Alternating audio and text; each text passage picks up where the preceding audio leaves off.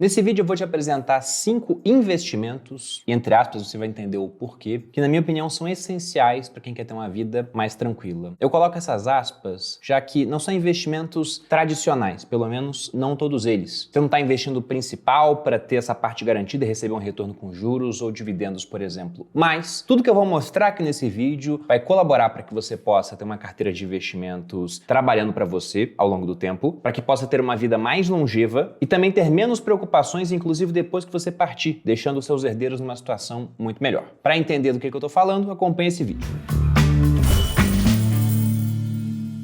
E aí pessoal do Você Mais Rico, quem fala aqui é Bruno Perini, criador do canal, e antes de entrar no assunto do vídeo, vou lembrá-los que as inscrições para a 24ª turma do Viver de Renda, o meu curso de Educação Financeira, seguem abertas. Lá eu tenho a missão de pegar até mesmo o mais completo leigo e transformar esse indivíduo no investidor de verdade, capaz de montar uma carteira diversificada, entre ativos, moedas e até países, já que você aprende no Viver de Renda a investir aqui no Brasil e também no exterior, para proteger e aumentar o seu patrimônio até que um dia você possa efetivamente viver da renda desse patrimônio. Tudo isso num período de 8 semanas com uma equipe de suporte que responde 100% das dúvidas do aluno. Não tem pergunta que fica sem resposta dentro do Viver de Renda. Para ver mais informações e realizar sua inscrição, há um link aqui na descrição do vídeo. Agora falando sobre esses 5, entre aspas, investimentos. Nem todos são investimentos da maneira como a gente conhece, né? Você investe um principal, ganha juros, tem um retorno em dividendos, por exemplo, mas até aqueles que não são de fato investimentos dessa maneira tradicional, trazem um retorno ao longo da vida, tanto para você e às vezes para os seus dependentes. E aí começando com o primeiro, eu vou trazer a partir do ponto que eu acho que é aquilo que é mais próximo do entendimento das pessoas, é mais comum que elas vejam necessidade disso, até aquilo que é mais distante. Mas entenda que isso não é uma ordem de preferência, de importância, é simplesmente que eu entendo que o primeiro a maior parte de você já sabe que é obrigatório. Pelo menos você que me acompanha aqui investe, que seria a sua reserva de emergência. Para quem não sabe o que é uma reserva de emergência, é um valor que os educadores financeiros, incluso eu nessa conta, arbitram aí em torno de 6 meses da sua renda. Alguns falam custo de vida, mas em todo caso, para boa parte dos brasileiros, a renda é igual ao custo de vida, o brasileiro quase sempre gasta tudo que ganha. E essa quantia deve estar investida em aplicações que têm muita liquidez, muita segurança, e por muita segurança entenda um baixo risco de crédito, ou seja, uma chance muito baixa de receber um calote, e também uma baixa volatilidade, você não quer aquilo variando 10, 20% ao longo de um mês, e que por conta de terem muita liquidez e muita segurança, acabam te oferecendo uma rentabilidade que não seria das melhores comparada a outras opções do mercado financeiro. A gente pode falar que, inclusive, existe um tripé impossível nos investimentos. Você não consegue, ao mesmo tempo, muita segurança, muita liquidez e muita rentabilidade. Para conseguir 2, você tem que abrir mão de 1. Pense, por exemplo, em ações. Você pode ter muita rentabilidade e muita liquidez, mas não tem muita segurança, há bastante volatilidade. Pensa no seu imóvel, na casa própria. Você pode ter uma boa rentabilidade ao longo do tempo com a valorização do imóvel. Você tem segurança, você tem aquela casa, tem até um certo aspecto de empenhorabilidade, mas não tem liquidez. E aí na reserva de emergência, a gente escolhe abrir mão da rentabilidade. Mas felizmente não abrimos mão de muito, porque aqui no Brasil nós temos historicamente juros muito altos. Então a sua reserva de emergência não vai render mais que outras aplicações em renda fixa, onde você abre mão de um pouco de segurança e de liquidez, mas com o patamar da Selic atual ainda te dará um bom resultado. E quanto às opções, vou citar 2 que eu costumo usar. Tesouro Selic, que tem liquidez até no mesmo dia, se o pedido for feito até as 3 horas, quando você vende os títulos por Tesouro, ou em D+1, e um CDB de liquidez diária de um bom banco, pagando aí em torno de 100% do CDI, às vezes você consegue um pouco mais, só que eu ficaria desconfiado de prêmios muito maiores do que isso, porque aí já mostra que o banco está pagando caro para obter aquele crédito de você. E novamente, entre liquidez e segurança ou rentabilidade, na reserva de emergência nós queremos mais dos outros 2 aspectos e abrimos mão de um pouco de rentabilidade. E tem 2 na nossa lista, um bom plano de saúde. E você fala, pô Bruno, mas um bom plano de saúde? No Brasil nós temos o SUS, que apesar de todos os esforços do governo, ou melhor dizendo, do Estado, né, já que o SUS não depende de um governo, é uma política de Estado, e em muitas localidades ele deixa a desejar. Então, eu não contaria com o SUS apenas. Pô Bruno, então ao invés de um plano de saúde, por que eu não faço uma reserva de emergência estendida? Eu tenho uma reserva de emergência para um monte de coisas que podem acontecer, mas eu também tenho uma reserva de emergência estendida para questões de saúde. E aí, como eu sou jovem, saudável, fico colocando dinheiro lá, não uso nunca, e quando eu tenho uma consulta, eu tiro o dinheiro da reserva. Mas com o tempo, o crescimento da reserva vai me pagar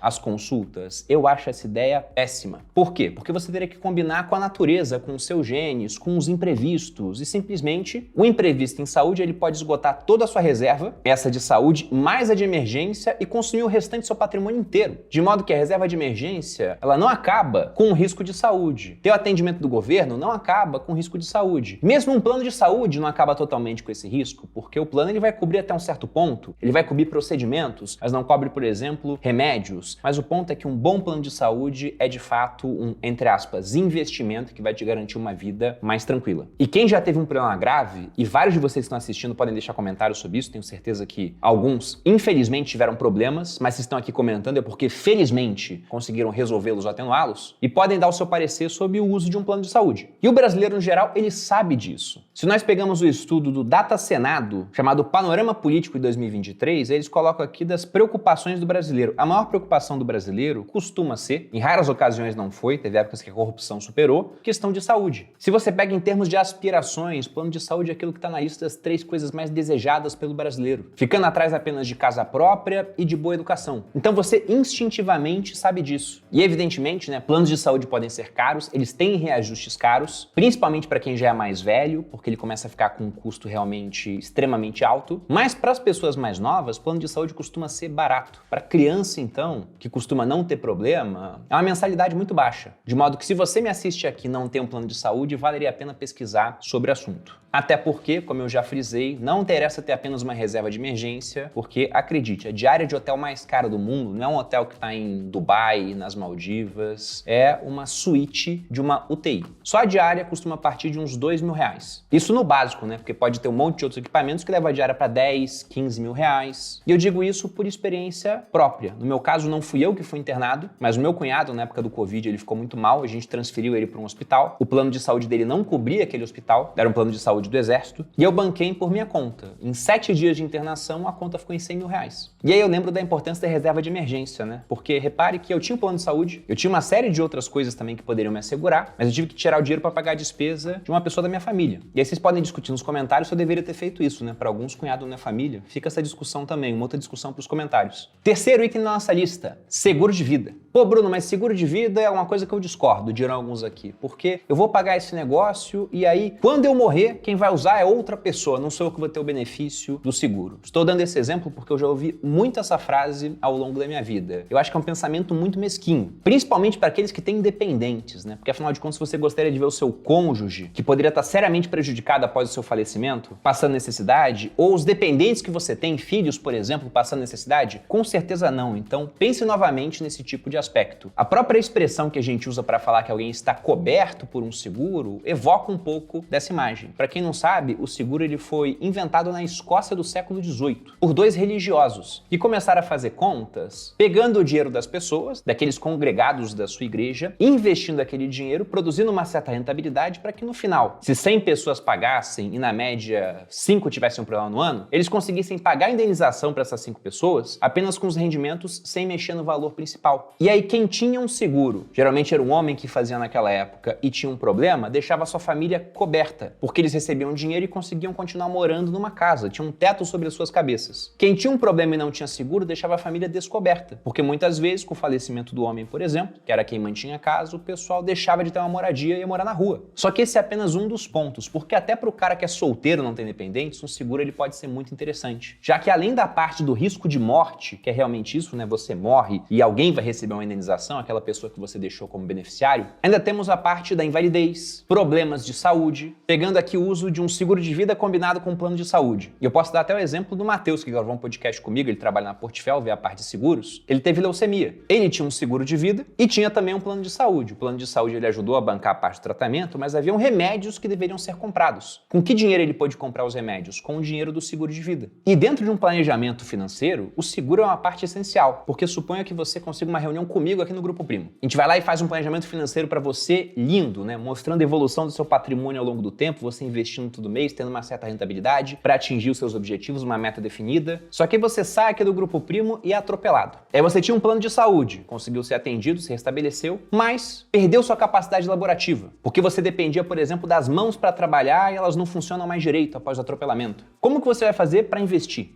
Na verdade, o que deve acontecer é que você vai consumir os seus investimentos para manter o seu padrão de vida. É nessa hora que entra o seguro, porque nós, como mortais, sempre temos essa pequena chance de que alguma coisa dê muito errado em nossas vidas. Se isso acontecer, o seguro te dá uma grande indenização, o valor da pólice que você combinou, e eu digo grande em comparação àquilo que você paga, geralmente, para que você possa lidar com esse problema e reestruturar a sua vida. E eu gosto dessa estrutura, de você pagar um pequeno valor para se proteger dessa pequena chance de algo dar muito errado. Pô, Bruno, mas não é um pequeno valor. Conheço pessoal que faz seguro aí e paga 40 mil no ano, 50 mil no ano, é que existem diferentes modalidades de seguro. Geralmente esse pessoal que paga muito caro pega aqueles seguros resgatáveis, vida inteira, onde você realmente paga mais durante um tempo para depois não ter que pagar. E eu pretendo fazer um vídeo só comparando o seguro temporário com esses seguros de vida inteira. Mas pensando no seguro temporário, que é aquele mais usual, que é igual ao seguro de carro, você paga o seguro de carro, tem 12 meses de cobertura, passou os 12 meses, tem que pagar de novo. Existe para todos os bolsos, depende do tamanho de apólice que você quer. Vou citar o exemplo aqui do Thales, que trabalha comigo. Ele acabou de fazer uma simulação. Ele simulou uma apólice de 1 milhão, ele tem 32 anos, e ele queria saber qual o valor mensal que ele deveria pagar, o nome disso é prêmio, para que ele possa ter direito a essa apólice de 1 milhão, que ele poderia colocar ali em valores mais baixos, prevendo certas coberturas, tirando outras, realmente adequando para aquilo que ele quer. E o valor que o Thales vai ter que pagar de prêmio do seguro, que é esse valor que ele paga para ter direito a essa apólice de 1 milhão, será de R$ 104,68 mensais. Que, convenhamos, para boa parte da audiência que assiste aqui o canal, é um valor baixo. Ah, Bruno, eu considero muito alto. Então pode ser que a apólice de 1 milhão também seja muito alta para as suas necessidades. Há uso de seguros, por exemplo, na parte de sucessão, porque uma família que tem patrimônio, quando alguém vem a falecer, há custos para passar esse patrimônio para os seus herdeiros. Há inventário, ITCMD, que varia de 4% a 8% aqui no Brasil e pode vir a aumentar após a reforma tributária. Você tem honorário advocatício, então facilmente os custos chegam a 20%. Supondo que você vai fazer um seguro pensando na questão da sucessão também, e o patrimônio seja de 1 milhão, 20% disso 200 mil. Então esse valor que o Thales colocou para ele de 1 milhão, ele está pensando em uma série de outras coisas. Para você talvez o valor mais interessante fosse algo mais baixo, pensando em sucessão 200 mil. Nesse caso o seguro ficaria ainda mais barato. E para quem quiser fazer sua própria simulação, eu vou deixar um link aqui na descrição da plataforma que o Thales usou, que é a plataforma da Asus. Nessa plataforma você encontra um processo simplificado para fazer a contratação do seguro, aprovação em até um dia útil, não precisa mandar laudos médicos, exames, mas o principal é essa parte realmente de um preço justo. E vendo aquilo que mais se adequa ao seu perfil, já que você controla as coberturas às quais você quer ter acesso no momento da contratação. Para quem quiser fazer a simulação, isso não vai levar mais do que 5 minutos, novamente, a link aqui na descrição do vídeo. E aí também, novamente, eu falo com o pessoal dos comentários que tem história sobre seguros. Por favor, compartilhe aqui sua opinião. Passando para o quarto item agora, previdência privada. Eu tenho uma playlist de previdência privada aqui no canal, poderia ser um curso à parte, é muito completa. Fiz essa playlist para explicar como funciona o nosso fundo de previdência, o Arca Grão. Nós temos também a opção de renda fixa, o Arca Renda Fixa. Mas aqui eu vou falar de maneira geral de previdência e não de modo específico. Por que previdência é interessante? Porque ao escolher uma boa previdência, você consegue, por taxas baixas, uma carteira que vai ter uma boa performance ao longo do tempo, superior ao CDI e com benefícios sucessórios e tributários. Na parte sucessória, a previdência não entra em inventário. Você poderia deixar um dinheiro lá que iria diretamente para os seus herdeiros, desde que você tivesse o mínimo cuidado de respeitar a questão da partilha, né? Há uma parte legítima, há uma parte disponível. Você não pode deixar todo o dinheiro para uma pessoa só, tem certas regras. Ao não entrar em inventário, você economiza com honorário advocatício e o dinheiro vai para quem você deixou. E na parte tributária, vamos lembrar que vários veículos de investimento, os fundos aqui no Brasil, sofrem tributação via come-cotas, aquele adiantamento do imposto de renda que incide 2 vezes ao ano, no final de maio e de novembro, mordendo no mínimo 15% do seu resultado. Na Previdência não tem come-cotas. Se o seu dinheiro fica lá 10, 20, 30 anos, são 10, 20, 30 anos sem pagar imposto. E quando for pagar, você pode pagar um imposto muito baixo, na tabela regressiva de 10% no mínimo, na progressiva fica até isento. São raros os casos, mas existem. Porque na progressiva você tem o mesmo tipo de tabela que nós temos sobre a nossa renda. Só que não é uma tabela para cada uma. A renda junta com o dinheiro que você vai tirar da Previdência, e aí facilmente pode bater alíquotas de 27,5%, por exemplo, que é a alíquota mais alta. Então eu costumo optar pela tabela regressiva. E aqui cabe um destaque, né? Um misto de seguro com Previdência é algo muito bom em aspectos sucessórios. Porque pense no seguinte, que você fez a conta lá do seu patrimônio de 1 milhão, querendo planejar a sucessão, aí você de cara não tem dinheiro investido para isso, tá tudo travado, não tá líquido. Então você faz um seguro para dar liquidez para sua família poder resolver a sucessão quando isso vier a acontecer. O seu seguro é de uma apólice de 200 mil. Só que depois disso você começa a se planejar para ter mais dinheiro disponível, líquido, para passar para sua família sem entrar em inventário, ao fazer uma previdência privada. E aí você vai colocando dinheiro na Previdência, e se você em um ano investiu 20 mil na Previdência, então seu seguro do próximo ano tem que ser de 200 mil. Ele pode ser de 180 mil. Afinal, os 200 mil para o seu patrimônio, aqui eu estou supondo, né, que não haja inflação nesse caminho, para não ter que corrigir os valores, agora estarão garantidos com 20 mil da Previdência mais 180 mil do seguro. E com o tempo, quem começa a se preocupar com isso ainda jovem, vai ter um crescimento da Previdência muito grande a ponto de no seguro poder pagar muito mais barato ao precisar de outras coberturas de uma apólice que não seja tão grande. Isso é o que planejadores financeiros costumam fazer. E o último ponto aqui para fechar esse vídeo, o nosso quinto, é de fato o investimento. Pelo menos na minha visão, tem gente que discute isso, mas inquestionavelmente é um ativo, é um bem, um direito que você tem, inclusive um dos poucos que podem vir a ser inconfiscáveis se você guardar da maneira correta, através de uma custódia própria. Estou falando do Bitcoin, também há inúmeros vídeos de Bitcoin aqui no meu canal. Esse ano eu deveria fazer menos vídeos, porque eu prefiro comprar quando ele está mais barato. Não que agora eu efetivamente acho que ele está muito caro, perto do que pode vir a acontecer, mas para quem quiser assistir, tem muito vídeo aqui. E por que eu acho o Bitcoin muito interessante? Como eu já disse, se corretamente armazenado através de uma autocustódia, ele é inconfiscável. Isso traz responsabilidade, porque pensando no evento sucessório, você vem a falecer de repente e não deixou a maneira de acessar aquele Bitcoin disponível para ninguém, ele pode estar perdido. Se está numa corretora, é uma empresa. A pessoa pode correr atrás do acesso, falar com a corretora, mostrar que você faleceu, que ela é herdeira. Agora, se está numa carteira, numa wallet, ou seja, esse Bitcoin está na blockchain, não tem como recuperar a senha. Ele de fato fica inacessível. Então veja que é um misto, né, de algo bom, mas que pode ser ruim também, dependendo de como você lida com a custódia desse negócio. E também não posso falar sobre questão de potencial de valorização. Eu mesmo só estou aqui por conta do Bitcoin.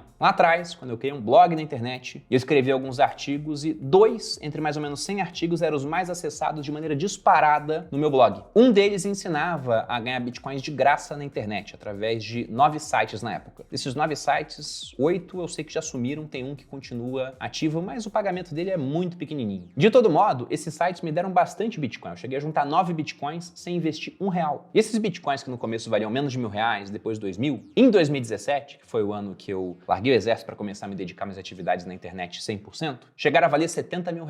Logicamente, eu não adivinhei esse topo de 70 mil para vender. O que eu vendi mais caro valia R$58 mil. Mas aquilo foi uma grande mão na roda. Inclusive, os primeiros vídeos aqui do canal são sobre Bitcoin. Por isso que eu falo que se não fosse o Bitcoin, minha história seria totalmente diferente. E acho que com o potencial de valorização futuro dele, muitos de vocês que estão vendo esse vídeo, estão tendo a primeira ideia de comprar Bitcoin nesse momento, irão me agradecer daqui a alguns anos. Não só pelo Bitcoin, tenho certeza também que pela questão de uma previdência, um plano de saúde, um seguro e a sua reserva de emergência. Esse era o recado do vídeo, eu fico por aqui, espero que tenha gostado. Se você gostou, deixe seu like, se inscreva aqui no canal. Um grande abraço e até a próxima.